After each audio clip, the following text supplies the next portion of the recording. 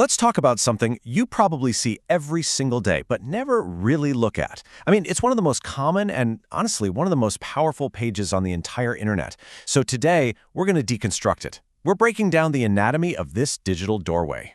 Seriously, think about it for a second. Is it your front door? Maybe your car door? What if I told you that the most important door you walk through every single day isn't physical at all? What if it's this? Just this. This simple little text box. This is the keyhole. It's the entry point to our entire digital lives, our emails, our photos, our documents, pretty much our entire online identity. So that's how we're going to look at this page.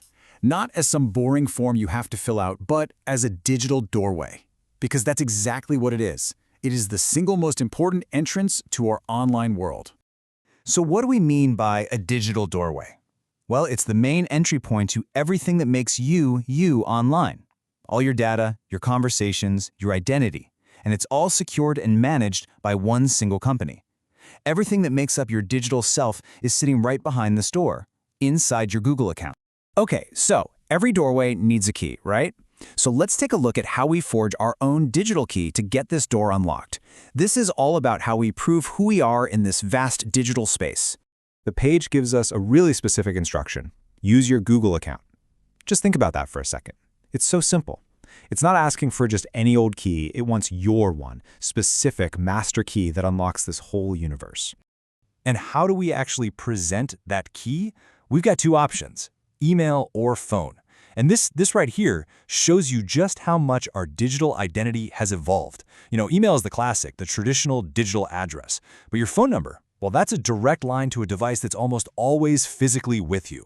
It's a huge shift from thinking about a digital mailbox to a personal beacon. All right, so we have our key, but what about the locks? What's actually protecting the door? Let's dive into the security and privacy features that are built right into this page. They're like the locks and peepholes of our digital home. You see this right there on the page? This really crucial piece of advice? This is basically Google acknowledging that, hey, not every computer you use, not every digital environment you're in is actually safe. It's like them saying, if you're going through a door in a neighborhood you don't know, you gotta be extra careful. So how does that protection work? Well, if you learn more, it takes you to guest mode. And you can think of this like a temporary key that literally self-destructs. You use a shared computer at a library or something, you sign in using this mode. And then when you're done and you close that window, poof, all your account info, all your activity, it's completely removed from that machine. It's a really brilliant security feature. And you know, any good door has a peephole, right? So you can see who's on the other side. On this page, our peepholes are these two little links way down at the bottom, privacy and terms. Before you even put the key in the lock, you get the chance to look through and see who you're dealing with and what the rules of the house are. The real question is, how many of us ever actually take a look?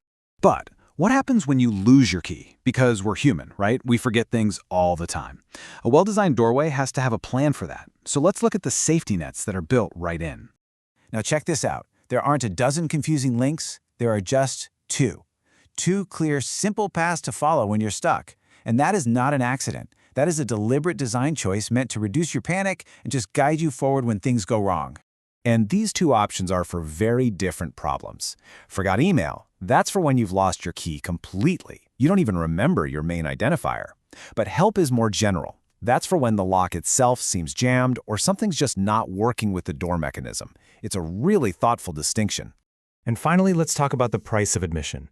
Because to even get a key in the first place, you have to agree to the rules of the house. This is the contract you're signing. This little button here, Create Account. It looks so innocent, doesn't it? But clicking it is a huge deal. That's the exact moment you say, yes, I want in, I want a key, and I agree to the terms of having one. You're literally entering into a formal relationship. And what is that relationship built on? One simple word: terms. So while getting access feels totally free, the real price you pay is your agreement to this incredibly complex legal document that's going to govern your entire digital existence inside this world. It's the non-negotiable handshake. So all of this brings us to a final, really important question. We've seen how this one page acts as the door to our digital lives. It's got its own keys, its own locks, its own rules. But as more and more of our world moves behind these digital doors, the question we have to ask is, Who do we trust to be the locksmith? Now that is something to think about the next time you log in. Thanks for digging into this with us.